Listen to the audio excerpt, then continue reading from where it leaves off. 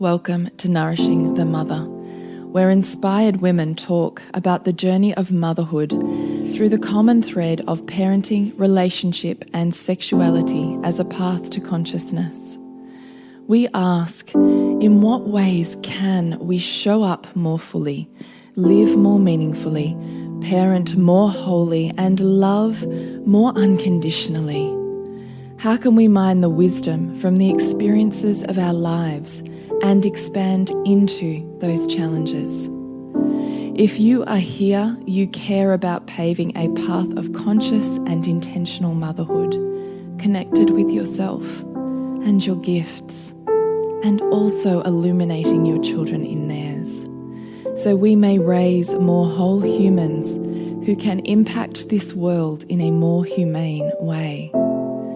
And if you feel like giving a little back to this free content, please become a patron of the show and receive extra member benefits for less than a coffee a month. Or you can leave a review on iTunes and Facebook, all of which helps the podcast keep going and reach more mamas who need this type of tonic for the soul. Head on over to patreon.com/NTM podcast to find out more. We are Julie Tenner and Bridget Wood, and we are so grateful you're here.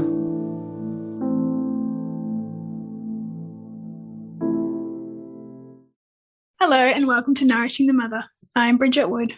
And I'm Julie Tenner. And today's podcast is You See the World as You Are, Not as It Is. And it's probably one of our most favourite sayings, isn't it, Brid? So that's where we're taking the conversation today, is the law of transparency and reflection as it plays out in your world, and how it can make, when you really start to see it, it can make your parenting, your life and your relationship more easeful. And that is for Soul Driven Motherhood this month, where we are spending the whole month looking at practices and processes to make your mental state and therefore emotional and physical state more easeful as you move through your world. So what do I want you to do? I want you to jump onto nourishingthemother.com.au, scroll on down to the red banner, drop in your email address, and once every so often we send you off a little love note that's just a little bit about what's going on, and you can pick and choose where you'd love to dive deeper. And let's move into today. Yeah, so I guess it's a little bit of a spiritual and a scientific conversation, this one, which we really hope that we can bring clarity to through story. But I will start with, I guess, a tiny little bit of theory to get the idea across to people, because it can be a little bit of like a what? Like, what do you mean? Like, you can, everything that you see is you, and that you're creating, what you perceive. And the premise of this is that if you're familiar with the work of Dr. Joe Dispenza, who talks a lot about the brain and spirituality and science and human potential, and he explains that the amount of sensory data that we are faced with in actuality, in terms of what's actually around us, is so vast that if we were to compute that in our brain, we would almost like combust. Like, it's impossible for our brain to be able to make sense of all of the data around us. It's just too much. So we make sense of about 1% of what's around us, and that 1% is organized according to our highest values. So our brain is essentially a values seeking, or telos seeking, which is your end in mind. Teleology is a Greek kind of philosophy which is all about the individual pursuit of their end in mind. And so the brain is a telos seeking organ. So it wants you to experience more of you through the world. So it's filtering the world based on what your life is demonstrating is most important to you.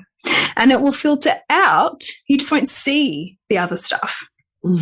So that is the premise of the law of reflection, in a sense. Like, you are seeing yourself. So that's, and then I think is it Caroline Myss or someone who talks about this concept of, like, even Rumi talked about this, like, what you seek is seeking you. Like, you move towards something and that same thing moves closer toward you.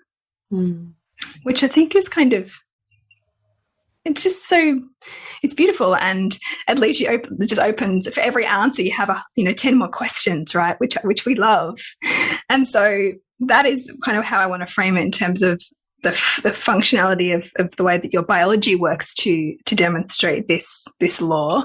And then I think one of the best ways that you and I see it come to life is, of course, in our daily life with our kids and with our partners and with friends and with challenges as well, right? I really love everything you said. And I think the way that I think about it is much like physics, which is simply that light refracts or bounces off of another object and bounces right back. And it's essentially how we have vision, right? Yeah. The energy of different masses, and it bounces off each other. And here we have what one might call an illusion of this solid world. So if you kind of transplant that here, your light and energetic frequency, and every time you're looking at something, yet that light is bouncing off of that thing and coming back to you. So in a way, everything outside of you is a mirror. It's like having a whole heap of mirrors all the way around you, and you're constantly bouncing back the reflection of the self based on that object or density of energy frequency. So I remember being in I remember first studying, but then lecturing in university and talking about the holographic universe. And I wish I could go back now and talk about that now, because I understand it in a completely different way. The way that we were trying to teach it in there, just kind of, it didn't land. I was like, yeah, we're all one, blah, blah, blah. But now I really get it. And I'm like, oh, the holographic universe. Yes, every fractal of that whole image is literally repeated within the one tiny image, and it's how we get a hologram, right? The whole is actually repeated in the single unit.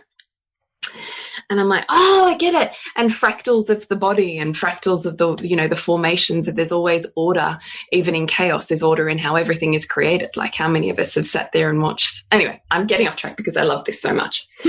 But I'm thinking about, have you watched those memes and those where there's, the creation of, the cauliflower florets, and then that same pattern's found in the sunflowers that's found in the ocean of the, like it just takes out our whole world, and you start to see how much order. It's like the Fibonacci sequence. Yes. If you look up the Fibonacci sequence, that's what that is, isn't it? Aspect of that, yeah. I could just watch that forever and a day and feel inspired by the fact that you can feel so isolated and like you're this tiny drop in an ocean, and who are you to affect anything? And yet you see the patterns and the order that exists within this essentially chaotic world, and you're like, oh my goodness, I'm part of that order. I am that order. Of course, I'm also the chaos, but I am that order, even in the chaos. And it just blows my mind. I find it so inspiring just to remember how much you are a literal fraction of a larger whole. It honestly just blows my mind. I think that there's almost those moments when you grasp that, and it's often only kind of like for a couple of minutes, and then you go back to your your triggers and all your stuff. But those times when you fully grasp it, I don't think you even have words, because to have words would distort it, because there are none. Yes, it's true. Yeah, well said. Sometimes all should be without words. Yeah. So what I love about it is just the idea that I literally, and I say this to, I've said it in Embark so many times, is you can't see me. So there's no point in me taking any credit or conversely any blame for anything that you see in me, because you're not ever able to see me. So, I don't know where the quote originally came from, but I've certainly heard it through the DeMartini circles, which is take no credit, take no blame, just stay focused on chief aim, because it literally has nothing to do with me. What you see and you think, I'm this and I'm magnificent and wonderful, I don't need to take that on or even really believe it. I might let it touch me if it inspires my truth, but it ever shifts into self-righteousness or the flip side being self-wrongousness, then it's completely pointless. So you can't ever see me because all you see is a mirror fraction of you. And this is also all you ever see. Yeah, and I mean, even NLP talks a little bit like this, like a little bit about this in terms of that principle that perception is projection. So anything that you perceive in another is your projected self onto them. Yeah. Bouncing back to you. Bouncing back to you. Yeah, exactly.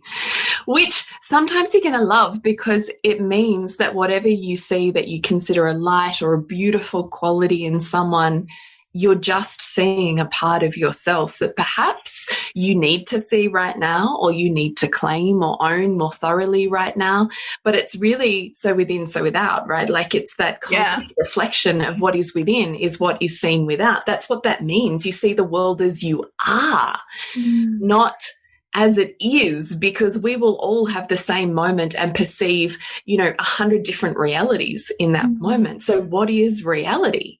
Reality isn't a thing, because all you're ever seeing is your own reflection based on exactly what your subconscious is reflecting back to you to bring conscious to elevate your growth. Yeah. Like, it blows my mind. It always blows my mind too. Yeah. So then it's like, why is this showing up right now? And what's the significance of this? Yeah, Not like why now? Away, like, oh God. It's like, oh God, what is this? Get curious. Because how is it in your awareness for something greater than what you understand right now? Yeah. I love it so much. I really love how your world is always talking to you. Like we keep going, oh, I can't connect to myself or the universe or God or whoever, or I need to do this set of rituals in order to connect to the divine within me or, above me or whatever I perceive. But the truth is, you are literally having a conversation with your higher self every waking minute of the day. It just depends whether you want to actually stop and have that conversation or not. But the connection is there because you are literally creating every single moment and continuing a conversation every single moment. And sometimes it's going to feel heavy, sure. Sometimes I'm going to want to exit out of the rear door on that one.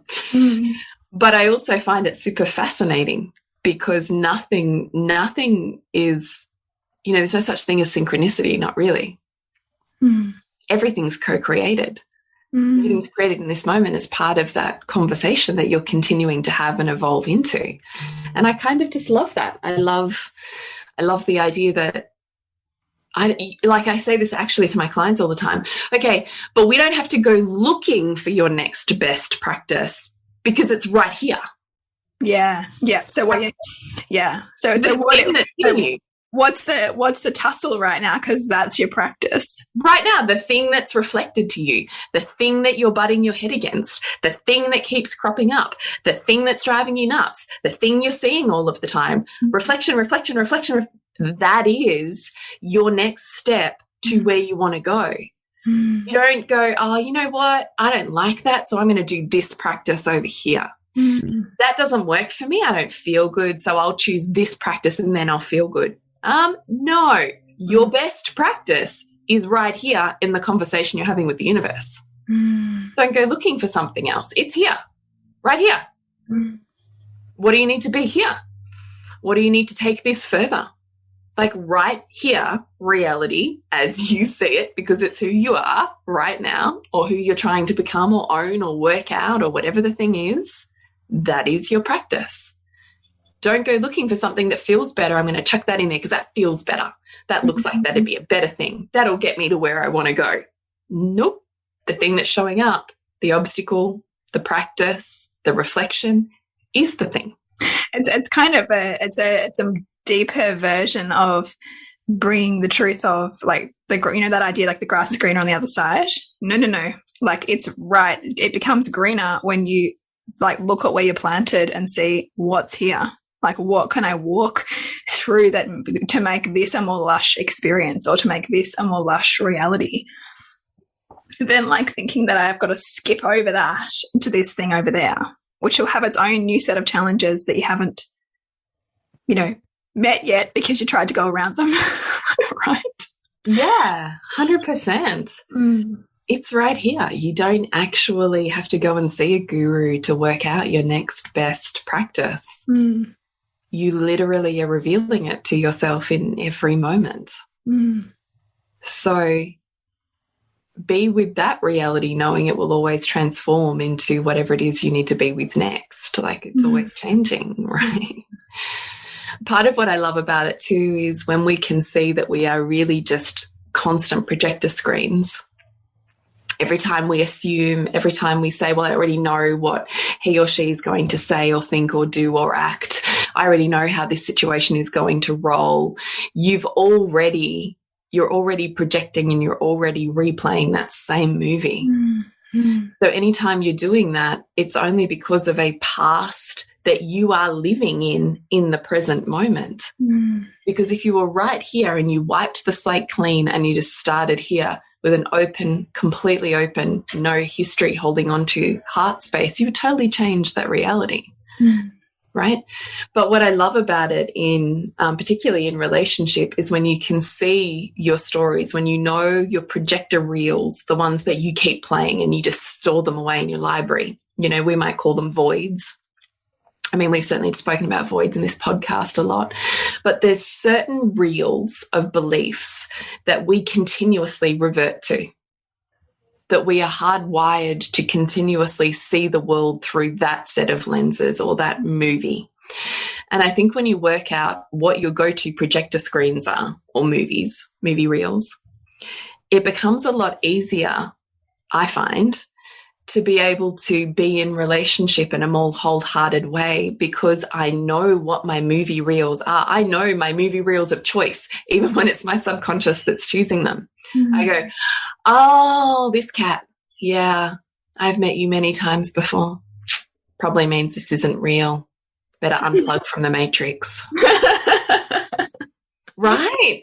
Like, that's how I look at it. I know these reels so well that when look, I think some of them are so deep that, like our voids, we will continuously be diving into them and pulling gold out of them. Some of them that are less, we may equilibrate and never have to revisit again.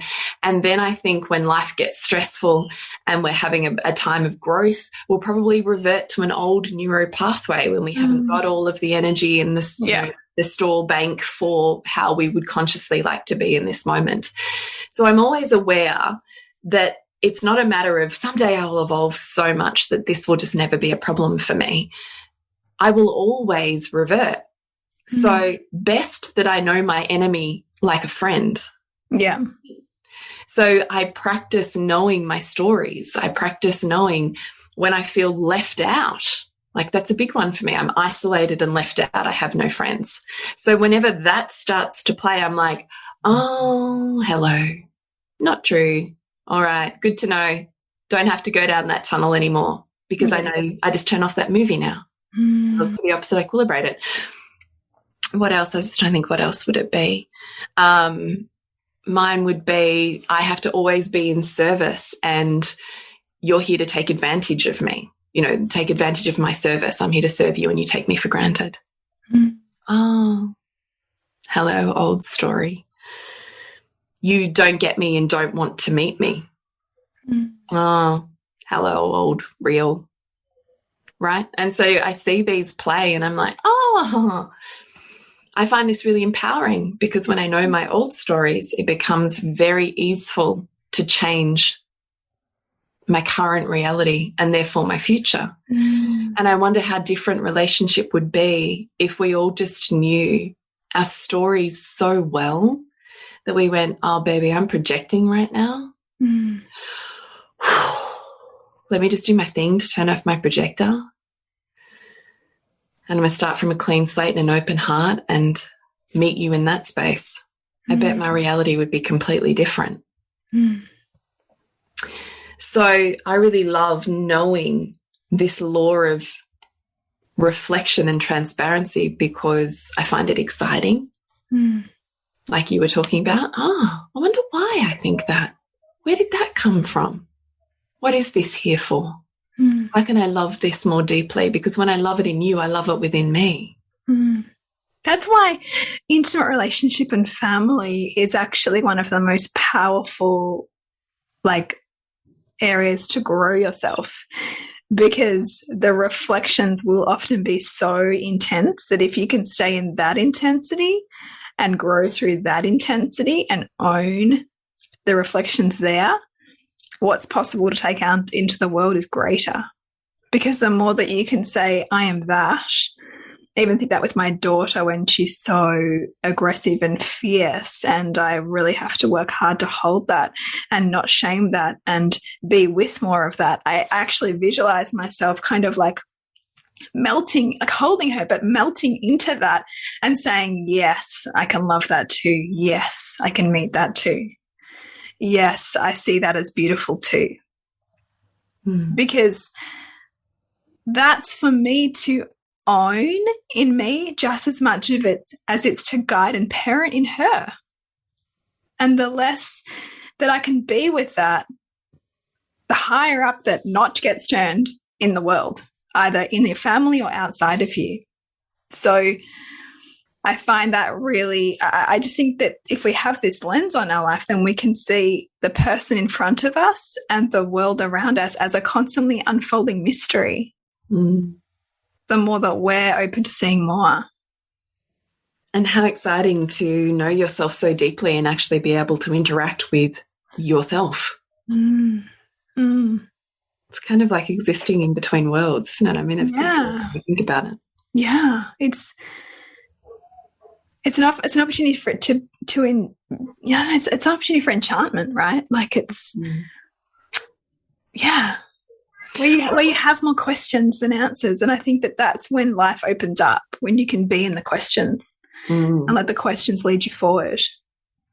Who did you say wrote this saying, which was you become? Oh, yeah, Arthur Schopenhauer was a philosopher, and he said that, yeah. Do you read it? Yeah, so you become your true self to the degree that you make everyone and everything yourself. So that means you are the hero and the villain. You are the saint and the sinner. You are the builder and the destroyer. Because all around you, you'll be perceiving either of those according to your values. So if you have a high value on the environment, you will perceive those who are doing conservation work as the builders and the healers, and that those who are either not valuing the environment or, mining, for example, as the destroyers. So where are you a destroyer? In what form is your destruction currently? And you get really laser focused on what you perceive in that, and you go, I see I don't destroy aspects of the earth in a mine, but I can see that I can destroy parts of the earth in the way that I behave with my vehicle, in my car, with the way that I behave on my own land, with the way that I behave in relationship. Where am I destroying? Because we're both creators and destroyers, and the more that you disown your own destruction, the more that you will see destruction around you as an invitation to move closer to where that is in you. Yes, 100%.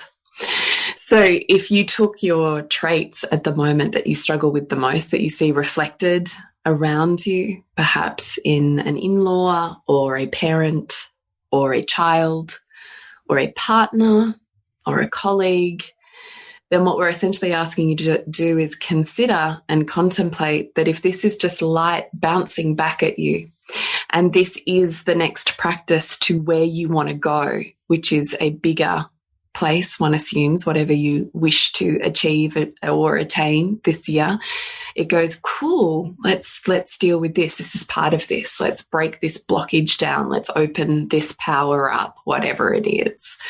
And these can be light qualities too. So it can be, I just think, Bridget's so magnificent in all of her knowledge and her wisdom, and I perceive I don't have any of those. Well, the truth is you're not really seeing Bridget anyway. What you're seeing is you. So if you just wrote down everybody that you think is amazing, and you wrote down the trait that you put to them, then it's still the same thing. This is in you.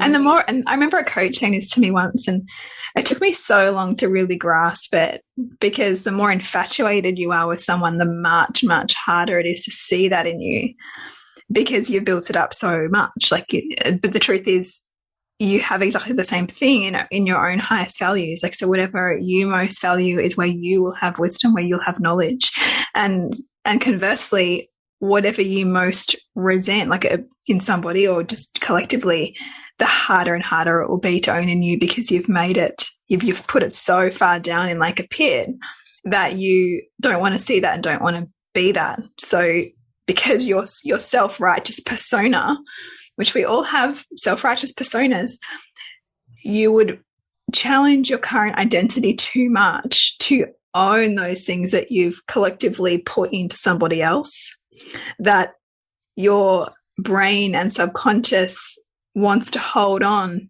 to that being in that person, because if it's over there, then it's like safer. I don't have to like distort my perception of myself and my own who I think I am, to actually see that and embody that. So I'll just make it in them. So I'm not that, right? Or actually, it's like, what is it that's most challenging here? You know, where am I? Like, where am I vindictive?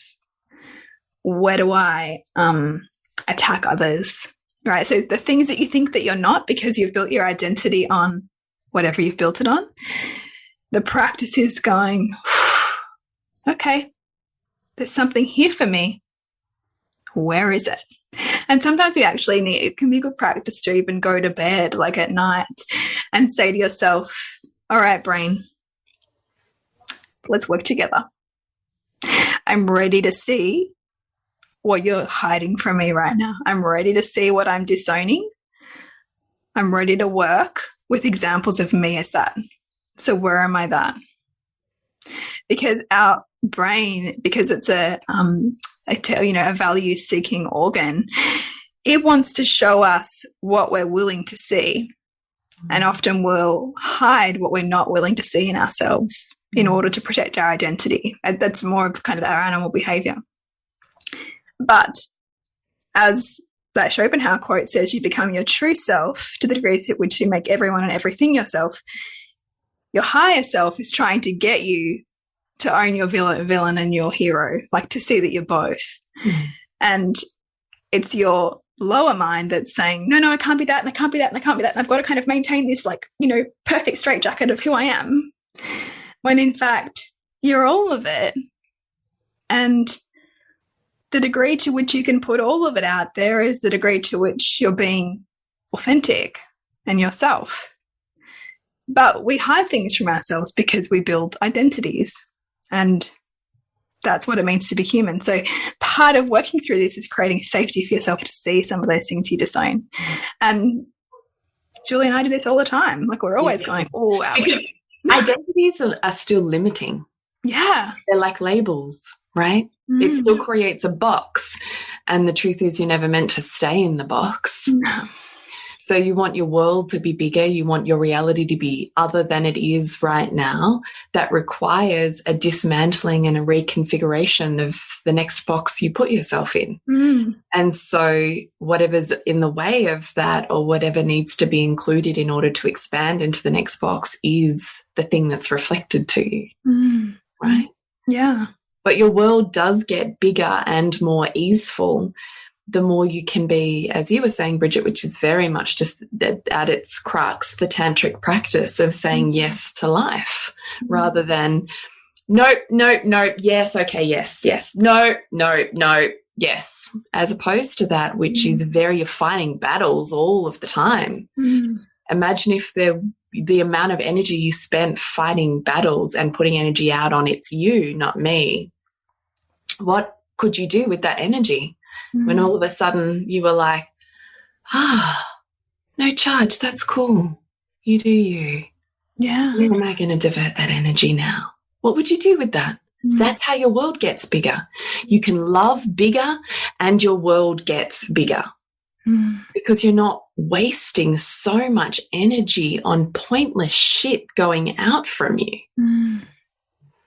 It's really true. Really true. And so that's how it expands our parenting and how we meet our children. And I hope is also on the path to how we try to see our children as much as is humanly possible as their own person, not just as my spewed out mirror reflection that I choose to manipulate.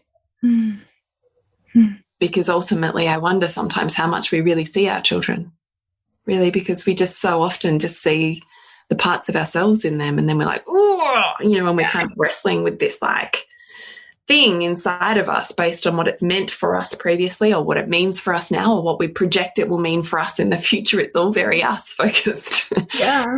Versus what does it look like to go, wow, okay, this is me too. This is me too. And when I can see that I'm projecting and I turn that off, who do I see then? How can I fan your flames? How can I love you into your personhood rather than into a version of me? You know? I had this awakening moment, actually. It's maybe a little bit of a digression. Do you want me to mention this? Or Sure. Give it a go. All right. Well, only because it's relevant to parenting and to this conversation, which is, I mean, you and I are continuously working on our traits and how to be more of a yes to the world. Like, we're continuously doing it. That is our practice. So one of the traits I was working on was being copied. And I've been working on that one for a really long time. And It's a big trigger. It's a big trigger. But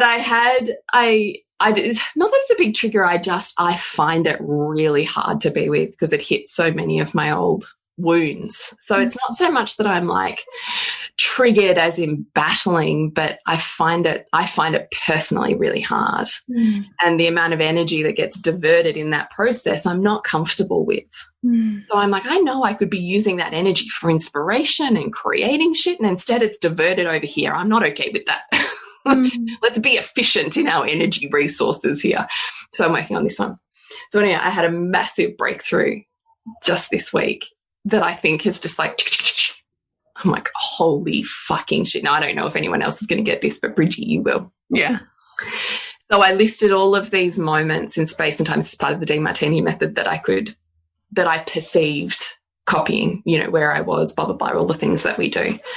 And then I'm asking myself, if this entire world is orchestrated upon equilibration, then everything is happening at the same time. So the opposite and equal trait is happening in exactly the same moment. So for the intensity of which I'm being absolutely copied in this moment, there is an equal total rejection of me, right? Someone's trying to be me while someone's trying to reject me. Like, those two things will be happening in exactly the same moment. Yeah. And it was the first time I went, you know, when you have one of those brain bursts. I visualize it like kind of like the wave particles of like space time, kind of like, just, you know, like that ripple in a pond, and like you have that big ripple and then it goes out. Right. Like, it's the shit you and I get high for. And then, like, you know, and then like reality kind of bends and distorts and reorganizes. Yeah. That's what happens. It's actually what happens. Yeah. It's so cool. Yeah. And I realized I found the most recent memory, and then I traced every other memory that I'd written down, and I was like, holy fucking shit. Like, I could cry when I think about it now. In every moment that I'm being absolutely copied, I'm being absolutely rejected by Gwen. Oh, wow, by Gwen. Which I had this heart burst when I was like, fuck. So in every way another human is trying to be me, she's rejecting me so she can be her own human. Oh, that's so cool and beautiful. Oh, I can't tell you how my heart bursts. Like, I could seriously cry when I think about it, because there could be nothing more meaningful to me in this world than my children saying, I can't be you, I need to be me. Oh, that's beautiful. And so I had this moment where I was like, please copy me. If someone's got to pick up this trait, right, in the universe where everything is happening in this moment, someone has to do it. I would rather it was someone I don't really care about than my child. Oh, that's just magic. Like, yeah, you feel it. No one else might follow along with that. But I just love it. Oh my God. My heart just absolutely burst. And it was like, when you've hit it and you get that cataclysm, like, and I could see all of the moments. And I was like, fucking, I'm so good with it. I'm so please do it, because it frees my child from having to copy me and be me, because I don't want them to be. If there is anything my heart would desire more, it's that if the rejection of me is what helps you find you, I'm so down for that. And that's a beautiful thing too, is that like how powerful it is to actually sit in the magnificence of our children rejecting us, because when they're rejecting us, they're saying yes to themselves. Right. And this was so big. I shared it with Nick. I was like, oh my God, I've just had this moment where I've realized, and even he teared up. He was like, oh, really? Yeah, I see that. Wow. Oh, it was magic, Bridget. It was honestly magic. And so this thing that I've been wrestling with and struggling with for such a long time, all of a sudden I was like, oh my God, please, because you are doing me a service in that you are freeing my child in this moment. And that's when you know you've equilibrated it, because you now say to that, like, thank you. Like you say to that person, thank you, I love you. I literally was. Like, I'm still doing it. I'm still like, please. Yeah. Don't go too far, though. No, fair enough. But I was totally like just. But you wouldn't change it now, because you see the function of it. I wouldn't change it for the world. But it made me think about, our children needing to, how do we really see them? Well, I think part of that is turning off that she doesn't need to be me. I don't want her to be me. So I don't know. That's how I got there. But it was a big moment. I had this week. That's beautiful. Yeah, well, it's probably totally different law. But anyway, this is the bullshit we do in Soul Driven Motherhood. Yeah, and it's what we're going to be doing this month. So if you want some of this in your world, come and jump in. Yes, because for a solid period of time, we want to get everybody backtracking now that we've set all of our intentions, created our physical space to manifest and be the conduit to those manifestations from January. We want you to declutter and clear the mental decks to be able to say yes to more of life within you, and by virtue of that, outside of you. So yes to better relationships, yes to better parenting, but not because you have to be something, because you just have to love something. So that's what we're going to be doing every week in Soul Driven Motherhood for at least the next month, and then we'll see where we're at from there. So please come and join us for Elixir in March in Soul Driven Motherhood. It's just $39 for the whole month. And we're in there facilitating you through some pretty cool processes. So we hope dearly that you have those heart-opening, soul-melting moments like I just spoke about. You can find out more at nourishingthemother.com.au, Nourishing the Mother on socials, Instagram and Facebook, and connect with you, Bridge. SuburbanSandcastles.com. And you, Jules? Is julietenner.love. Remember to nourish the woman to rock the family. And we'll see you next week when we continue to peel back the layers on your mothering journey. And if you want to support Nourishing the Mother and all the late nights, the early mornings, the blood, sweat and tears we pour into our art, then please go to patreon.com/NTM podcast and become our patron. As a patron, you're helping all of the cost of operating this podcast, the hosting, the editing, the transcription, helping all of that be completely covered, and joining a community who are all about honouring our journeys and continuing to open. The more support we have, the longer we can last. So become a patron. We'd love to have you. Go to patreon.com/NTM podcast. We literally couldn't do this without you. Thank you so much for listening, and please share this podcast with anyone you think it would be medicine for.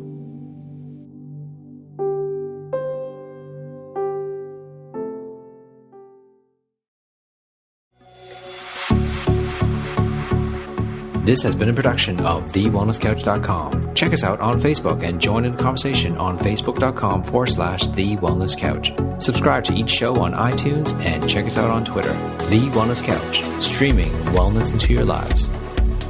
Whilst the Wellness Couch presenter endeavor to provide accurate and helpful information to their listeners, these podcasts cannot take into account individual circumstances and are not intended to be a substitute for health and medical advice from a qualified health professional. You should always seek the advice of a qualified health professional before acting on any of the information provided by any of the Wellness Couch podcasts.